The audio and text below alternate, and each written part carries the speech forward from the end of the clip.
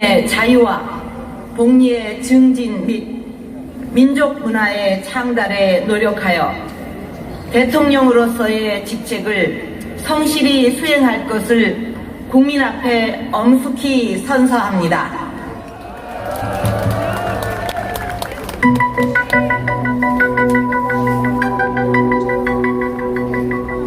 북한이 박근혜 대통령의 드레스덴 제안을 흡수 통일 논리라며 처음으로 공식 거부했습니다.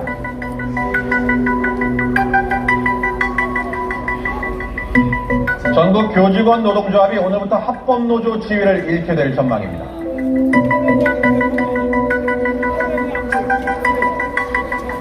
국회의원 이석기 체포동의안은 가결되었음을 선포합니다. 이청구인 통합진보당을 해산한다. 헌법재판소가 법무부의 청구를 받아들여 통진당 해산을 결정했습니다.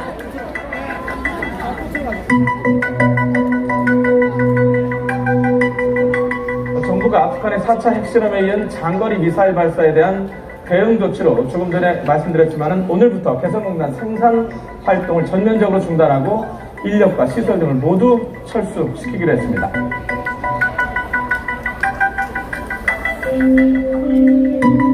북한 주민 여러분들이 희망과 삶을 찾도록 길을 열어놓을 것입니다.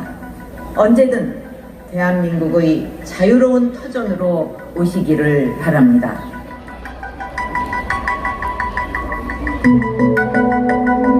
박근혜 정부 당시 국정원이 김정은 암살 계획을 세웠다고 일본 아사히 신문이 보도했습니다.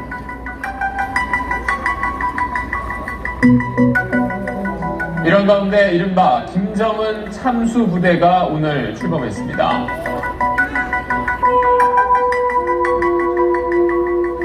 앞으로도 북한이 도발하면 어떠한 주저함도 없이 단호하고 강력하게 응징해 주기를 바랍니다. 주문 피청구인 대통령 박근혜를 파면한다.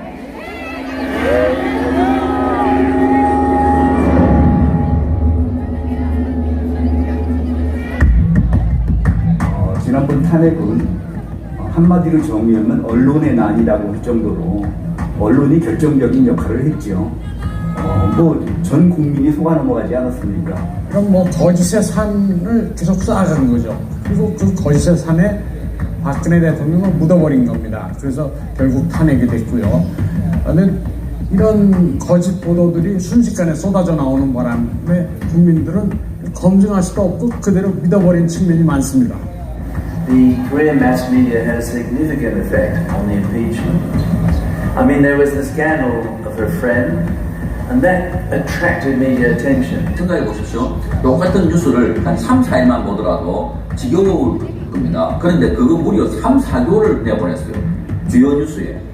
주요 뉴스에다가 박근혜 그 위에 최순실, 고영태, 차은택 등등 정유라 아주 지저분한 사람들, 아주 이상한 사람들 등장하는 그런 뉴스에 맨 꼭대기에 박근혜를 놓고 그게 수술을 했네, 비아그라를 먹었네, 뭐 구술을 했네, 온갖 거를 통해가지고 한 4개월 동안 방송했다고 보십시오.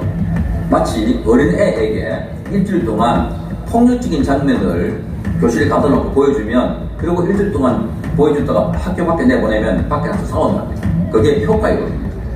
폭력에 노출된 애들은 폭력적으로 변하고 박근혜 대통령에 대한 아주 나쁜 정보를 3, 4개월 동안 안방에서 계속 본 사람들은 나중에 빨리 탄핵해라, 빨리 구속해라 하는 심정이 마음속에 갖게 만드는 것입니다. 박근혜 대통령 탄핵을 보면 대한민국의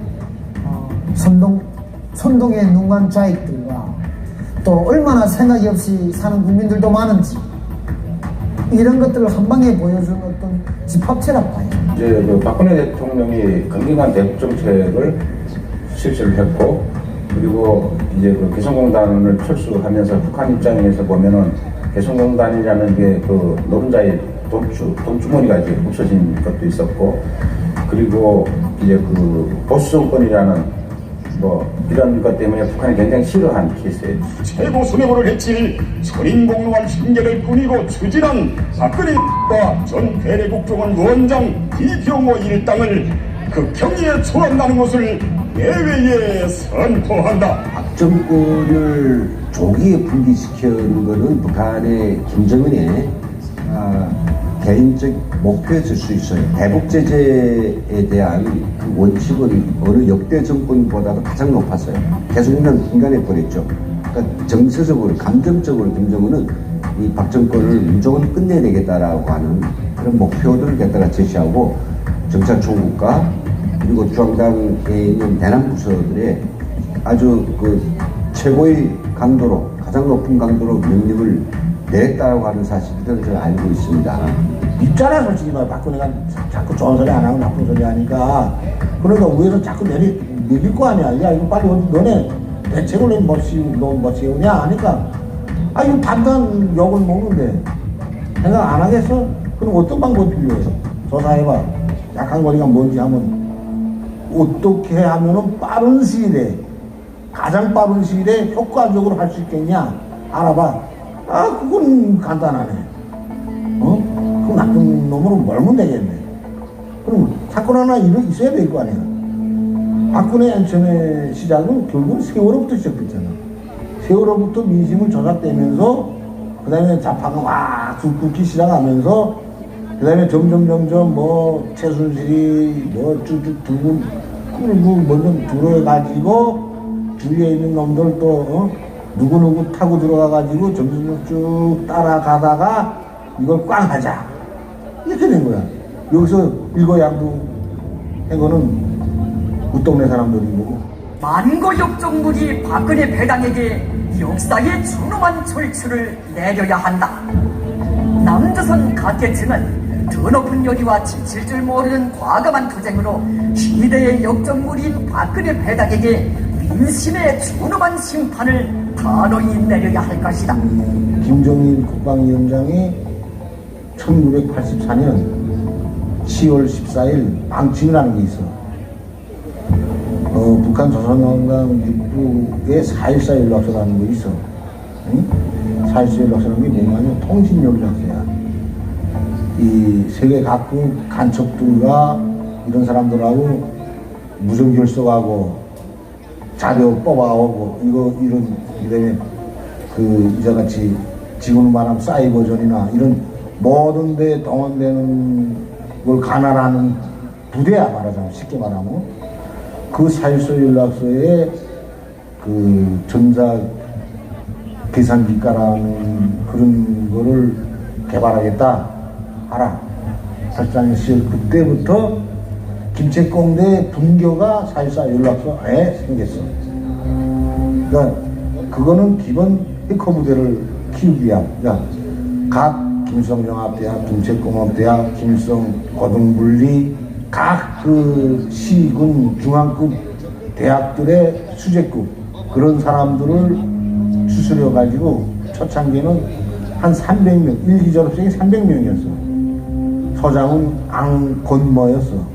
안건모 소장이었고 그 방침받은 사람은 팔가가장이라고 김성알이라고 팔가가장이었어. 그 사람이 모스크바 종합대학 졸업생이야. 그 사람이 그걸 받아가지고 교육을 시킨 거야. 그렇게 하고 그때 해가지고 그 다음에는 바이러스를 심어야지 해킹할 수가 있잖아. 그러니까 그걸 하기 위해서 외압을 명목을 닫고 프로그램 개발이요 이런 명목을 달고 해외 진출 나가기 시작해서 그게 정확히는 97년도 이후부터일 거야 아마. 그 부대에서 양성된 사람들로 각 이원의 명판 말고 뭐 전진무역회사, 당생무역회사, 신흥무역회사, 조광무역회사, 대동강 기술무역회사 이런 북한 무역회사 명판을 달고 중국이나 동남아나 러시아나 이런데 그 프로그램 개발로 나갔어요. 나가가지고 하청받는 거는 중국 사람 그 이름으로 말하자면 사업자인 중국 사업자로 이름을 받아가지고 일을 받았잖아. 북한 사람이 프로그램 개발하는 거야. 미국에서 받은 하청받은 거죠. 그럼 이거 여기에다가 바이러스를 심는 거야.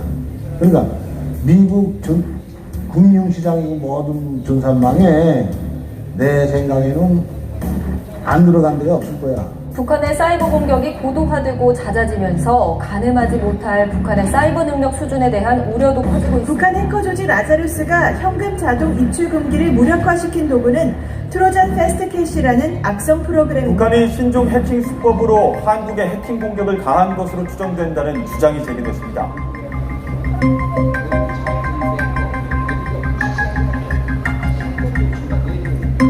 사이버 부대가 필요한 것은 국가 기반 시설들이 피해를 입고 아우성이 터져요. 사회가 완전히 혼비백산된단 말이죠. 그런 효과를 예를 들어서 군사적 공격을 통해서 우리가 실행하려고 하면 전쟁이 일어나잖아요. 근데 그건 아니잖아요. 누가 했는지도 모르겠는데 요즘날 우리가 KT 전화구이 불탔죠. 그리고 요즘 증기관이 여기저기서 터져나왔죠. 그런 효과를 북한 평양에서 15도에서 지령을 줘가지고 만약 남한의 국가 기반 시설 컴퓨터가 장악됐다면 그런 폭발도 아무것도 안 해요. 여기저기서 가스가 튀고 전기관이 튀고 이런 통신망이 두절되고 열차가 막 탈선되고 얼마든지 만들어낼 수 있죠. 그렇게 해가지고 남한을 굴복시키기 위한 결정적 한방, 이게 바로 필요하기 때문에 그게 사이버 부대가 해줄 수 있는 겁니다. 김정은한테. 실제 근무하는 사람들은 힘들어. 그 사람들 부지런이야. 왜? 자기 직무이 있기 때문에. 가장 중요한 거는 임시적인 단념을 가진 사람은 그래 나만 빠져나오면 뭐 누가 했는지 알 거 뭐야. 이렇게 돼 있잖아. 너 간이한테 주면은 뭐 프로그램 하나 갖다 집어넣는 건 말도 아니고 몇천만 원 줄게. 난뭐 1년 동안 놀면서 몇천만 원 받는데 그거 안 한다고? 실제 그런 사건이 있었고요. 한국에서도 뭐 정보계통이나 경찰계통이 물어보면 있어. 그거 실질적으로 그거 알아. 한반도 전쟁 시 작전 계획을 담은 기밀이 해킹된 후 군 수사가 시작되자 국방망을 관리하던 보안업체 직원이 종적을 감췄습니다. 군 합동수사단은 남파 간첩 연루 가능성을 집중 추적합니다. 우리나라 국방장관이 미 국방장관에게 보낸 서한 등 국방부 중요 문서가 무더기로 해킹당한 것으로 드러났습니다. 국방부는 유출된 문서들이 기밀 사항은 아니라는 입장이지만 구멍 뚫린 보안에 대해서는 할 말이 없게 지난해 발생했던 군 전산망 해킹 사건을 수사해온 군 검찰이 북한의 소행으로 추정된다는 결론을 내렸습니다. 언론노조가 주도를 하던가 아니면 친언론노조 성향을 가지고 있는 혹은 반박근혜 성향을 가지고 있는 그런 언론노조에서 정부를 쓰러뜨리려고 한 거죠. 언론노조는 민주노총의 싱크탱크 역할을 하죠. 머리 역할입니다. 그 언론노조가 지금 131개가 됩니다. 이 민주노총 산하에 있는 131개가 2012년 기준인데 이게 카르텔을 형성하고 있어서 이 소속되어 있는 언론 노조가 만 4,000명 됩니다. 그러니까 한국노총도 없고 공연노조도 그런 카르텔이 없어요. 유일하게 민주노총 안에 이런 14,000여 명이 구성되어 있는데 이 사람들이 단일 이념, 단일 지도 체제로 지금 연결되어 있습니다. 언론 현장에서. 따라서 그 위에 지휘부가 어떤 지시를 내리면 하나의 방향으로 내려가서 보도를 하게 된다든지 이게 지난번 박근혜 대통령 탄핵 때도 그런 방향으로 흘러갔고 이후에 문재인 정권의 홍보, 찬양 더 나아가서 김정은 정권을 찬양하고 칭송하는 이런 방향성이 한 방향으로 나타나는 것이 바로 이 민주노총 산하의 언론노조가 그런 방향이 아니었던가 저는 그렇게 판단하고 있습니다. 민노총은 어떻게 보면 한국 좌파 세력의 가장 큰 그 벤가드 역할을 하고 있는 집단이죠. 그래서 그들이 정권을 장악하고 사회를 장악하고 그래서 자기네들의 아젠다를 사회에 주입을 시키고 그래서 본인들이 그 사회를 이끌어 나가고자 하는 욕망이 큰 집단들입니다. 1990년대 중반부터 우리나라 좌익 운동권들은 그람시의 혁명론, 진지전 전략을 써가지고 각 분야를 다 지금 좌파들이 장악을 했어요. 아까 말씀드린 것처럼 언론은 이제 언론노조가 이렇게 했죠. 교육은 전교조가 이렇게 장악을 하고 있죠. 문화는 또 민예총 하는 그 문화 단체가 있잖아요. 그런 식으로 노조도 한국노총하고 민노총이 있는데 이제 민노총이 운동권 노총 아닙니까? 그래서 지금은 노총이라도 한국노총이 장악했다고 한 거거든요. 민노총이 장악을 한 거죠. NLD라는 게 기본적으로 북한이 지도를 받아가면서 북한이 대남 전략 전술에 따라서 대한민국을 적화하는데 그렇게 그 활동을 하는 사람들을 NLD라고 그러거든요. 그런데 그 상부는 이게 다 북한의 지시를 받아서 합니다. 북한에서 박근혜를 탄핵해라 그러면은 탄핵을 하는 거고, 또 주한미군 철수 주장을 해라 그러면 하는 거고, 국가보안법 폐지 투쟁을 해라 하는 거고, 제주에 무슨 뭡니까 저기 해군기지 그 반대를 해라 그러면 하는 거고, 우리나라 운동권들은 거의 대부분이 북한의 지령을 그대로 받아서 그 활동을 하고 있습니다. 1945년 8.15 해방이 됐을 때 김일성의 해고록이 있어요. 나중에 김일성이가 그 해고록을 이제 그 부분을 이제 지웁니다. 지금의 김일성의 완성된 해고록에는 그 문구가 빠져요. 처음에 모르고 이제 출판된 해고록이 있어요. 그 해고록에는 김일성이가 이렇게 해고를 해요. 1945년 8월 15일 나라는 조국은 해방이 됐지만 나의 동지들은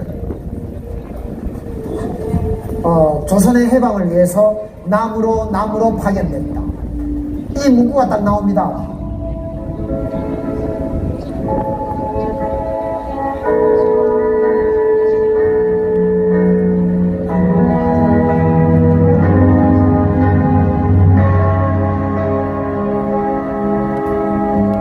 이 영화에 나오는 많은 것들은 실제 있었던 사실에 기초하여 묘사했다. 지호는 영화의 주인공을 비롯한 일부 중요 인물에 대해서는 이름조차 바꾸지 않았다. 이 사람이 주인공 정학명이다. 훗날 세상에 알려진 그의 자료에는 다음과 같이 기록되어 있다. 이름 정학명, 본명 박철, 본적 평안남도 성천군. 1939년 북간도에서 혁명 조직에 의하여 서울로 파견. 이것이 그의 양력이다. 그를 지도하던 공작원은 서울을 떠나면서 신호가 있을 때까지 깊이 참복하라는 엄격한 지시를 주었다. 그를 기다리는데 10여 년이 지나갔다. 어마어마한 김일성의 동료들이 대한민국으로 파견이 돼요. 그러면 그들이 와서 무슨 일을 했을까요? 대한민국에 와서 이념 전쟁을 할 수 있는 그런 판을 저들이 만들기 시작을 한 거죠. 그들이 지금은 대한민국의 국적을 가지고 원로가 됐을 거예요. 원로가 돼서 죽은 놈도 있고 산 놈도 있겠죠. 그 놈이 죽었으면 그의 자식들이 아버지의 뒤를 이어서 할 거거든요. 어쩌면 그렇게 생각해요. 그 사실이고.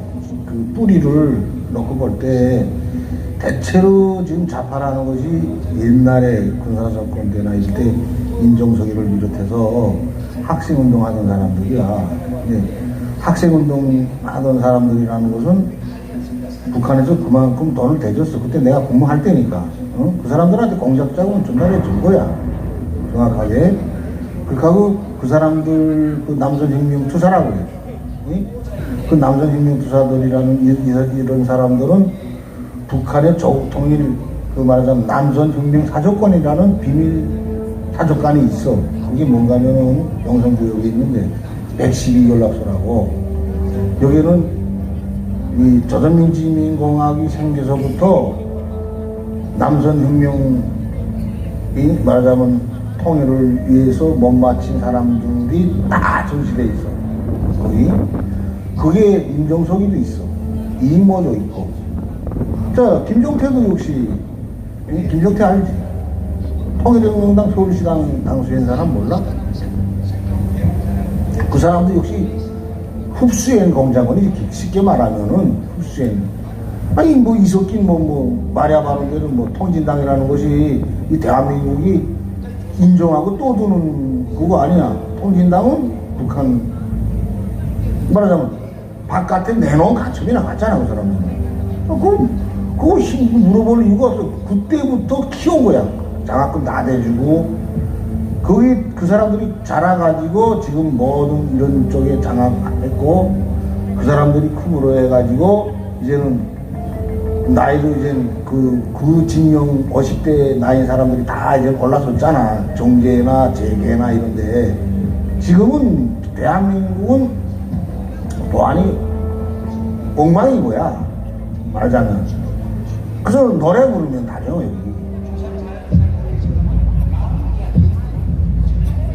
히틀러가 권력을 딱 얻으려고 그러는데 국민들이 만약 히틀러가 막 얘기를 아무리 해도 아무리 연설을 많이 하고 다녀도 다 그 얘기를 들을 수는 없잖아요. 뭐 전 국민, 뭐 독일 국민들이 5천만을 갖다 모아서 거기서 연설할 수는 없을 테니까요. 그럴 때 히틀러는 정말 라디오를 정말 잘 활용했죠.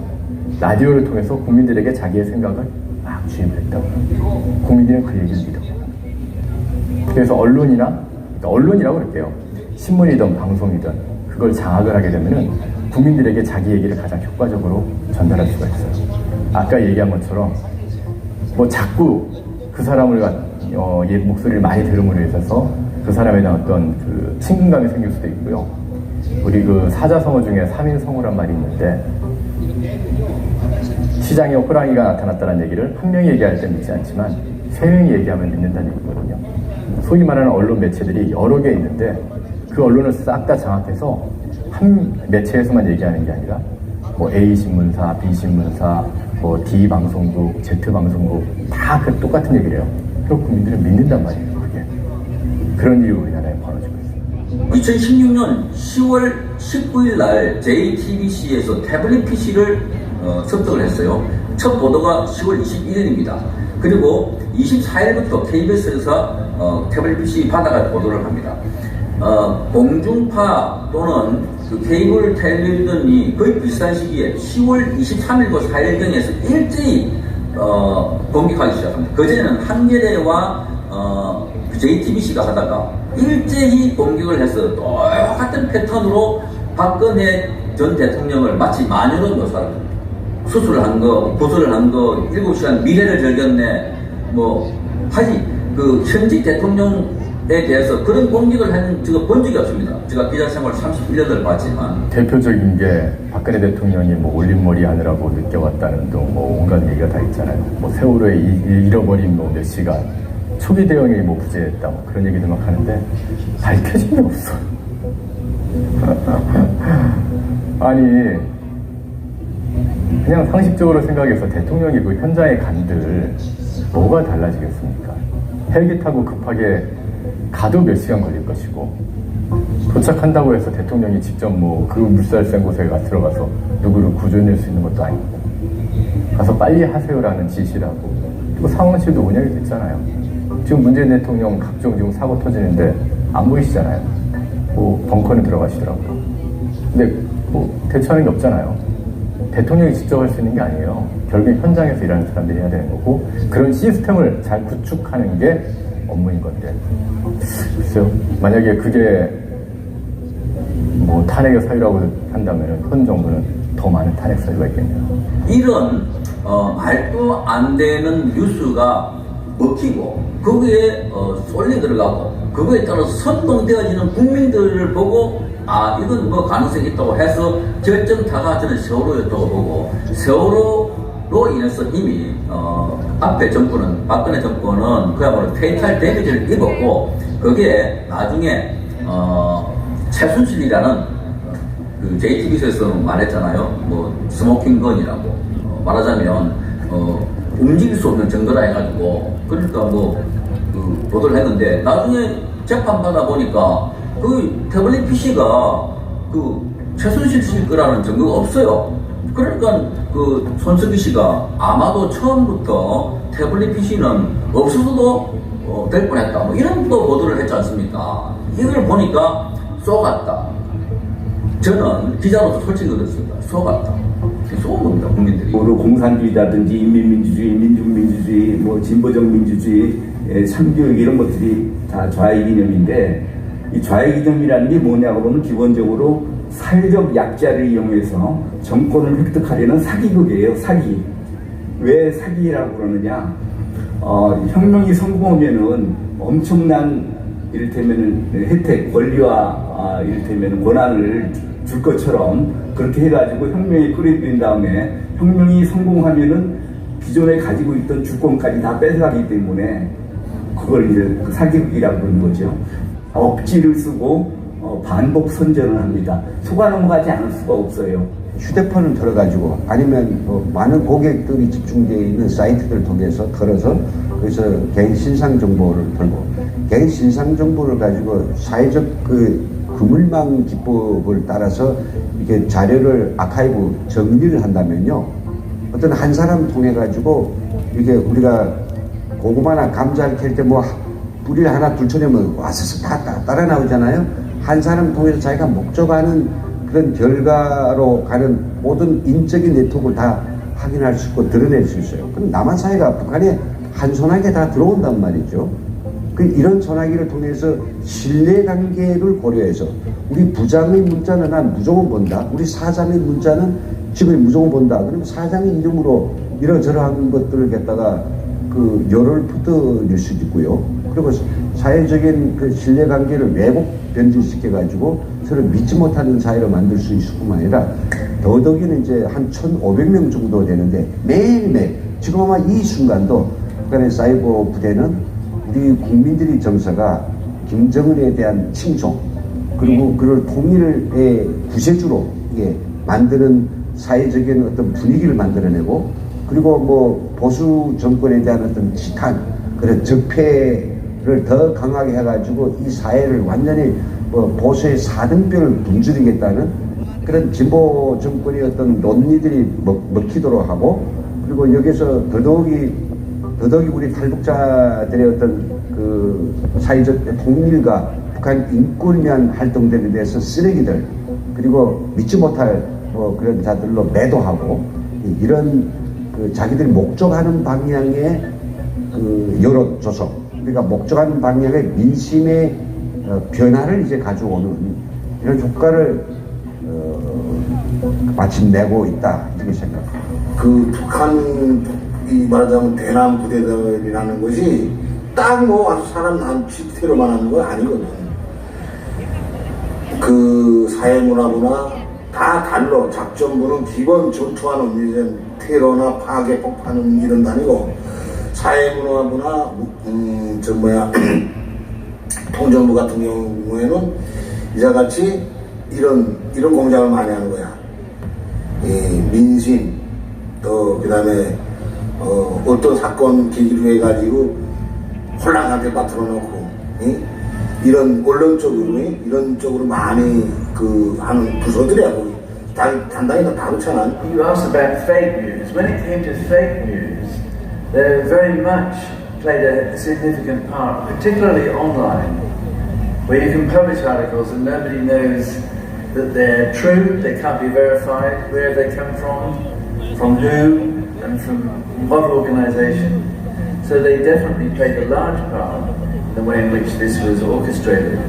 Fake news, of course, leads to a confusion, and that confusion eventually leads to control, which is what happened there. 가짜 뉴스라고 하는 게 자극적입니다. 그리고 아주 선동적입니다. 그리고 그 가짜 뉴스가 본인들의 생각과 본인들의 정책과 본인들의 방향과 입맛에 맞는 경우에 그런 것들이 그 생산이 되죠. 그런데 이게 생산이 되고 나서 확산되는 데는 방송만큼 좋은 게 없어요. 그래서 그런 것들을 여과 없이 그냥 그 방송 그 표현을 질러대는 겁니다. 그렇게 됐을 때 순진한 국민들은 그걸 보면서 시청하면서 믿을 확률이 높습니다. 언론에서는 가짜 뉴스고요. 아까 제가 좌경 이념이라는 게 뭐냐고 그러면은 기본적으로 사회적 약자를 위해서 정권을 획득하려는 사기극이라고 그랬잖아요. 사기 수법에 대해서 이론의 이중구조, 이중잣대 또 그리고 용어 혼란 전술하고 궤변하고 억지와 반복 선전 이런 거 얘기했잖아요. 그것이 언론의 형태에서는 그게 거짓 뉴스입니다. 이게 지금 그 사기가 이런 사기 수법이 정권을 장악하는 수단이기도 하고 정권을 유지하는 방법이기도 해요. 그러니까 거짓 뉴스라는 거는 이 좌익 정권에서는 그거는 당연한 겁니다. 그러니까 지금 지난번에 유튜브를 단속한다고 거짓 뉴스, 페이크 뉴스를 단속을 하고 뭐 그랬잖아요. 근데 그렇게 말을 하니까 바로 거짓 뉴스는 너희들이 다 한 거 아니냐. 그러니까 꼼짝 못하고 지금 지나가 버렸잖아요. 이 거짓 뉴스라는 거는 이 좌익 정권에서는 그거는 쓸 수밖에 없어요. 거짓 뉴스가 없으면은 좌익 정권이 유지가 안 됩니다. 진실이 알려지면은 좌익 정권은 유지가 안 되게 돼 있어요. 뭔가 자기의 이익을 위한 게 아닐까요? 현 정부를 갖다가 무너뜨리고 나면 뭔가 이익을 얻는 게 있으니까 그 현 정부와 반대되는 뉴스들을 가짜뉴스를 만들어내는 게 아닐까요? 박근혜 전 대통령 탄핵에 앞장섰던 사람들, 기자와 PD 할 것 없이 그 사람들이 문재인 대통령 들어서서 KBS와 MBC의 주요 보직의 핵심을 차지하고 있습니다. 즉 사장을 포함해서 각 본부장, 간부들을 차지하고 있고 심지어 앵커들도 거기에 탄핵 때 주역을 했던 사람들이 주요 보직을 차지하고 있습니다. 또한 특파원도 그 사람들이 주류를 차지하고 있습니다. 이렇게 좌익정당하고 연대해서 좌익정당의 선전선동대 역할을 해가지고 그 좌익정당이 정권을 잡으면은 자기네들이 권력과 지위를 나눠받는 거죠.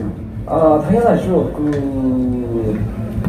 언론노조가 장악하자마자 제일 먼저 하기 인사 아니었습니까? 그럼 뭐 사장, 부사장, 감사 전부 다 언론노조에 속했던 또는 거기와 특수관계를 가졌던 사람들이고 첫 번째 인사에 있어서 국장급의 100%가 언론노조, 80% 부장급의 80%가 언론노조가 되니까 언론노조가 아닌 사람은 그 안에서 무슨 중요한 직책을 맡기기가 좀 힘들어요.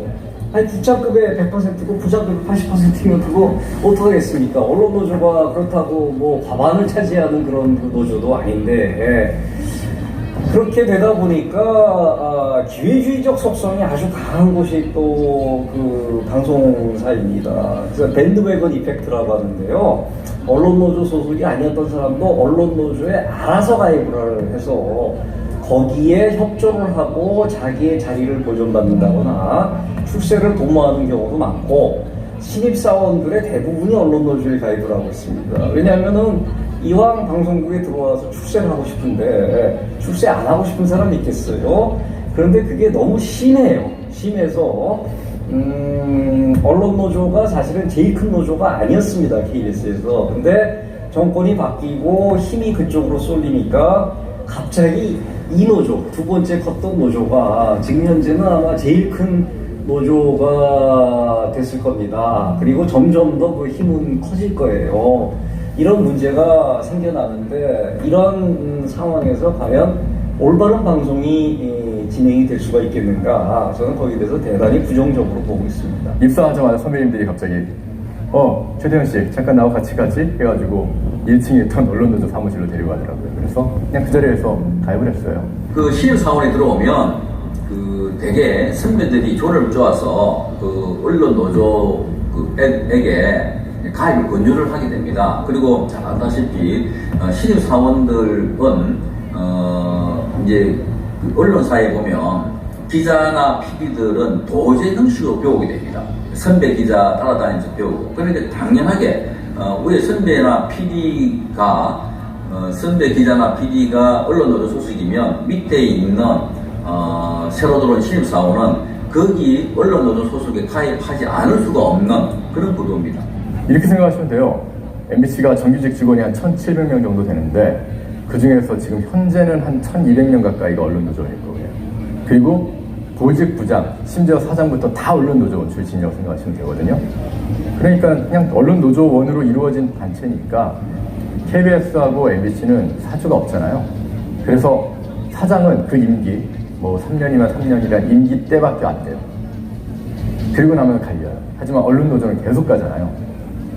그 이준숙 사장님이 말씀하셨던 것처럼 사장한테 찍히면 3년만 고생하면 되지만 언론노조에 찍히면 30년 고생하게 되는 거죠.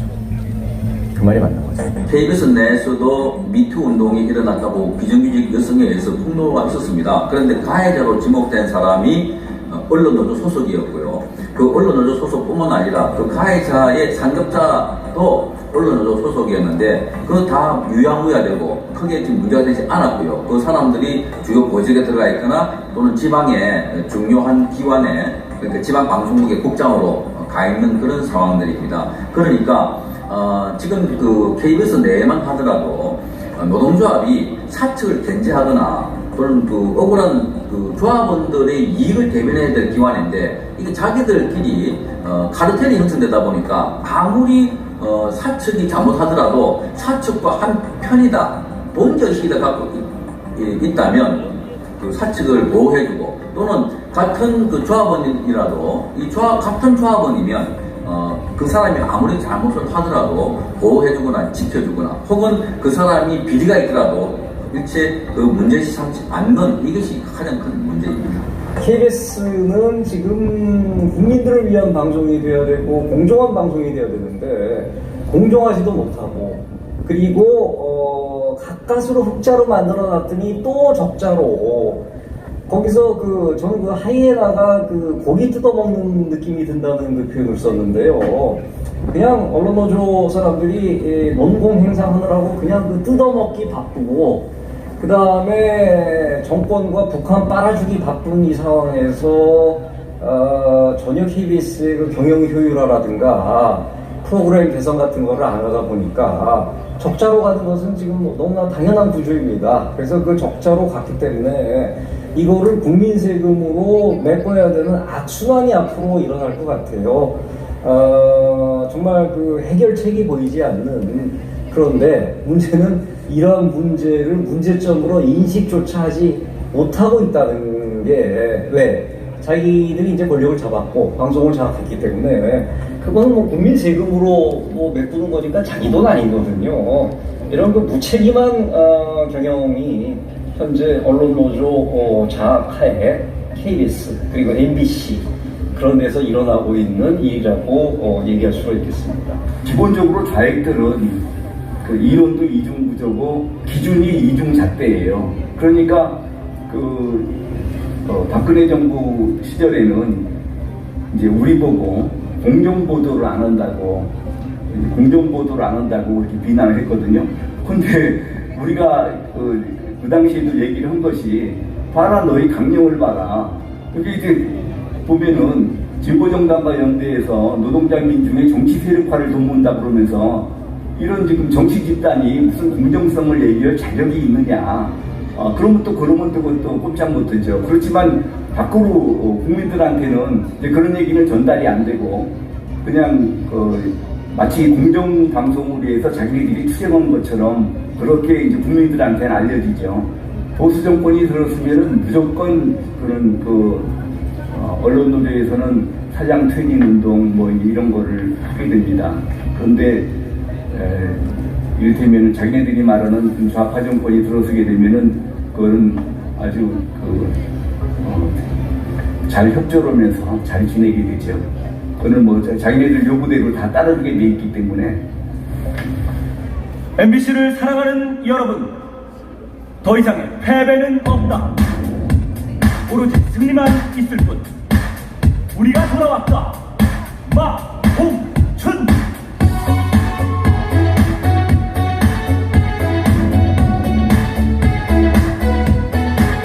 요즘 MBC는 안 봤나? 공수면 중국 시청자 왜는 늘렸나? 정권 비판 뉴스 실종하로 채널 돌려 MBC는 다 맞췄나? 다 알려주겠어, 다 말해주겠어. 망가진 방송 이유를 말해봐. 낙하산 사장 또 MBC잖아. 집에 가서 조인트 낚아요.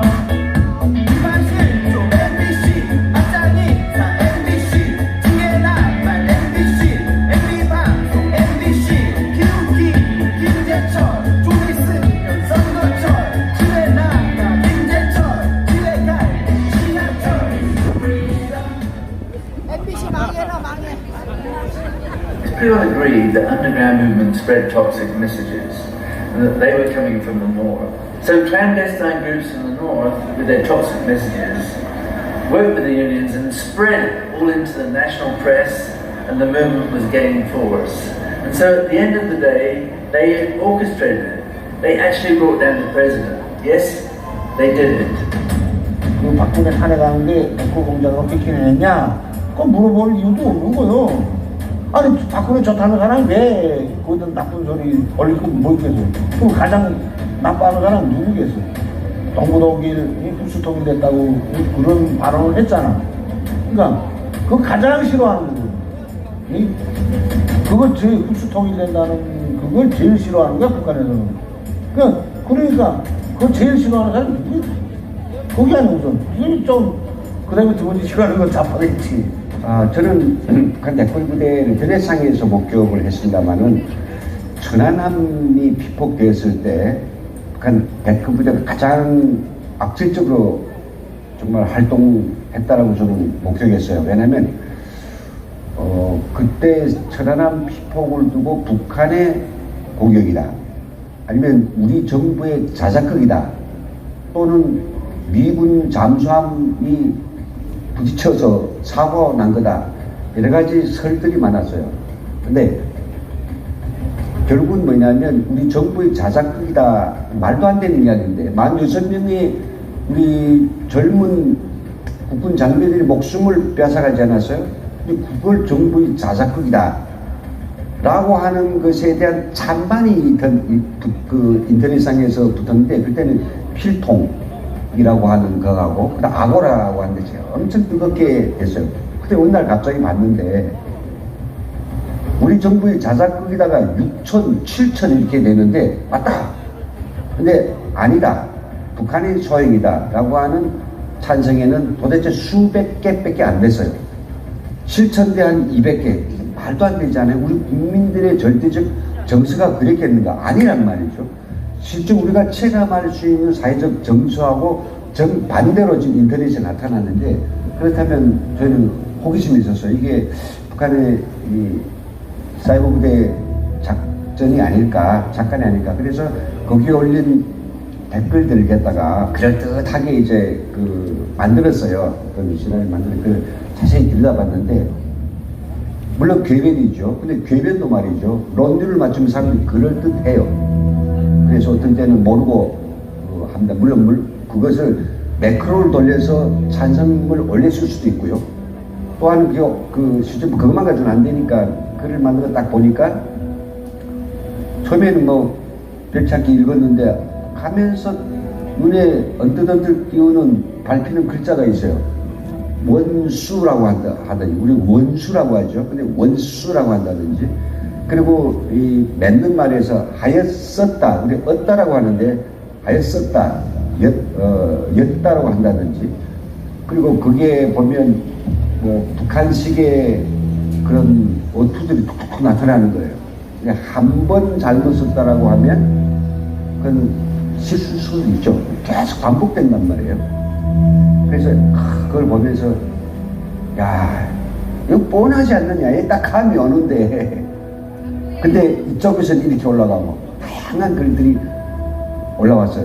좀 보면서 그래, 실질적으로 북한 사이버 부대 요원으로 있는 자기 지인을 알고 있는 교련통일연대 대표님이 그쪽에 사이버 부대, 사이버 심리전 부대하고 이야기를 나눈 적이 있는데, 엄청 이제 아주 자신감이 만만해가지고, 야, 자기들은 남한의 어떤 여론도 아예 총알같이 만들어낼 수 있다라고 이야기하더라고요. 그런 우리나라의 어떤 절대적 내치진들의 시선을 집중시키고 관심을 높이기 위한 그런 수법과 방법들을 다 안다는 거죠. 그 작자들이. 소해 사건 일어난 뒤끝에 비공식적인 사람들 모아놓고 용대라고 그랬는데 그 대회에 참가한 거예요. 제가 참가해가지고 같은 말하자면 훈련소를 졸업했잖아요. 오래 됐으니까 저장하는 사람, 방향하는 사람, 연락서 참모하는 사람이 자기 같은 기수에 졸업한 그 대학 졸업한 동기들이 그때 만나잖아. 만나면은 그러니까 그저 이런 이야기 저런 이야기 하다가 우리 또 우리대로 또 듣던 게 중요한 노래 노래 연락소에서 나갔대. 그때 잠수함 노래 잠수함이었어. 그렇지 뭐 우리 잠수함이었는데 갔다 가면 죽어버렸지. 이렇게 다 오고 간 거야 말이. 그러니까 남포 연락소에서 자기 작전 임무를 수행하고 이 한국 쪽에 왔다가 들어가던 길이었어요. 들어가던 길인데 잠수함을 타게 되면은 그 네타가 있어. 그러니까 점점 보이거든. 근데 또 그 감청수라는 사람이 항상 그 내시바 끼고서니 감청을 하거든데 엔진 소리 들어오면 주파수나 이런 엔진 소리 들어오면 알거든. 이게 군함이다. 그러니까 출력 어느 정도 군함이라는 걸 알잖아. 그러니까 이게 보니까 따라오는 거야. 계속. 그러니까 어떻게 겹쳤는지는 모르겠는데 그 하도 많은 넓은 바다에서 그럴 수가 있잖아요. 그 천안함이 정확히 이게 잠수함을 포착하고 격침하려고 따라왔는지 그거는 모르겠어요. 근데 이 실제 잠수함 타고 있던 사람들은 우리 잠수함을 격침하려고 따라오느나 이렇게 생각을 한 거예요. 그러니까 착오했다고 생각. 그렇게 분명 인지를 하고 또 그렇게 이야기를 했어. 그 친구들이 그 같은 남포연락소 이방향이야. 그 사람들이 이방향에 있는 사람들이 했는데 그렇게 착각을 하고 말하자면 거기서 벗어나려고 하는데 또 자기네 방향 쪽으로 또 오고 그러니까 그다음에 이거 안 되겠다 이러다간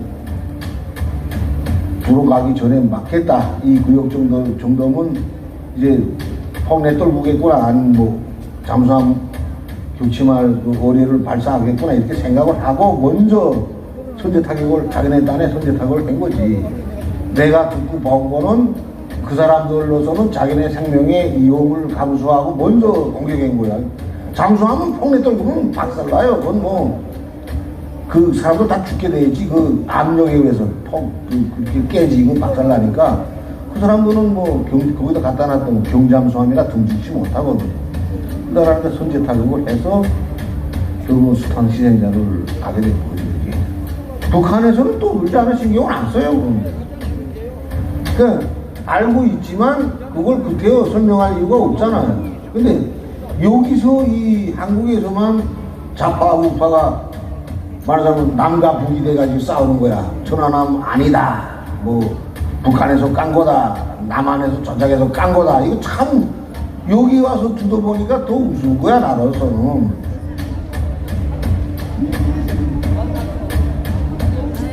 일단 권력을 잡게 되니까 무리해서 방송을 장악을 해야겠다라고 하는 욕심이 앞섰던 것 같아요. 그래서 대통령도 그렇고 이호성 방통위원장도 그렇고 우리는 절대 방송 장악 안 하겠습니다라는 얘기를 했는데 이런 걸 뭐 유치이탈 헌법이라고 하나요?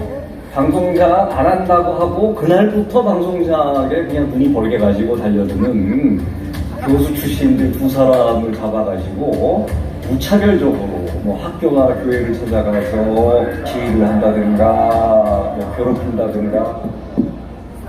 자, 시간이 다 됐기 때문에 나머지는 집에 가서 보시기 바랍니다. 지금 한 8분쯤 되는데 25분에 나온다니까 지금 자리를 잡으러